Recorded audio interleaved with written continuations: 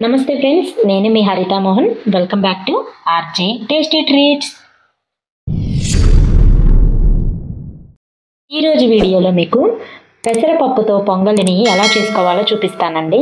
మామూలుగా అయితే అందరూ పొంగలి చేసేటప్పుడు కొద్దిగా పచ్చెనగపప్పు లేదా కందిపప్పు వేస్తుంటారు. కానీ పెసరపప్పు వేస్తే దాదాపు చక్కెర పొంగలి టేస్ట్ వస్తుంది. కానీ చక్కెర పొంగలి ప్రాసెస్ కన్నా చాలా ఈజీగా ఈ పొంగలిని ప్రిపేర్ చేసుకోవచ్చు. కుక్కర్లో అన్నం ఉడికించి చేయడం కుదరనప్పుడు ఈ కొలతలతో చేశారంటే ఈజీగా ఈ పెసరపప్పు పొంగలి చిటికెలో రెడీ అయిపోతుంది.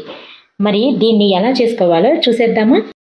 ఈ పొంగలి కోసం నేను 1 కప్పు రైస్ని 2 సార్లు కడిగి పక్కన పెట్టుకున్నాను.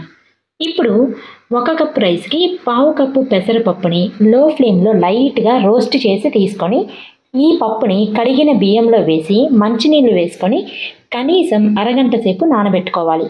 బియ్యం బాగా నానితేనే మనం వేసే ఎసరుతో పర్ఫెక్ట్గా ఉడుకుతుంది. ఈ బియ్యం నానేలోపు మీరు పొంగలి చేద్దామనుకునే గిన్నెలో 1/2 లీటర్ పాలు 1/2 లీటర్ నీళ్లు వేసి మీడియం ఫ్లేమ్లో మరిగించాలి. కాసేపటికి పాలు ఇలా మరిగి పొంగుతున్నప్పుడు నానిన బియ్యంలో ఉన్న వాటర్ అంతా తీసేసి నెమ్మదిగా ఈ పాలల్లో వేసుకోవాలి. బియ్యం వేశాక కూడా మీడియం ఫ్లేమ్లోనే ఉంచి అన్నంని బాగా ఉడికించాలి.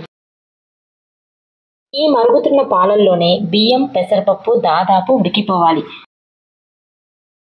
అన్నం సగం ఉడికిన తర్వాత చిటికెడు ఉప్పు వేసి ఈ పాలు పూర్తిగా ఇంకిపోయి అన్నం పూర్తిగా ఉడికేంత వరకు మధ్య మధ్యలో కలుపుతూ ఉండండి.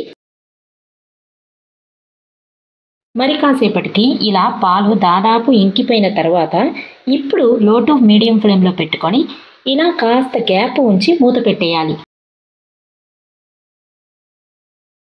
చూడండి, మిగిలిన కాస్త పాలు కూడా ఇంకిపోయి అన్నం పెసరపప్పు బాగా ఉడికిపోయింది. ఇప్పుడు 1/2 కిలో బెల్లంని ఇలా సన్నగా తురిమి వేసుకోవాలి. పెద్ద పెద్ద బెల్లం ముక్కలు వేస్తే అవి కరిగేలోపు అన్నం మాడిపోతుంది. ఒకవేళ బెల్లంని పాకంలో వేశారంటే పాకం ఆల్రెడీ మరిగిపోయి ఉంటుంది కాబట్టి మనం ఎక్కువసేపు అన్నంని ఉడికించకూడదు. అందుకే ఇలా సన్నగా తురిమి వేస్తే ఇది కరిగేలోపు అన్నం ఈ బెల్లంతో ఉడికి స్వీట్ పర్ఫెక్ట్గా సరిపోతుంది.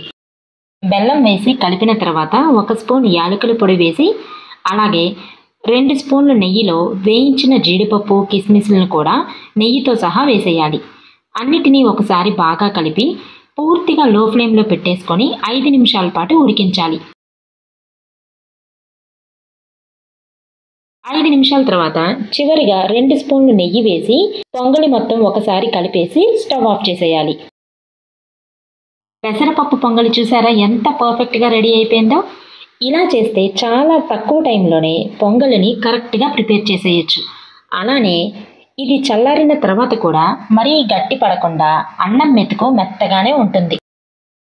అమ్మవారికి నైవేద్యంగా పెట్టేటప్పుడు ఈసారి ఇలా పెసరపప్పుతో పొంగలిని ట్రై చేసి పెట్టండి.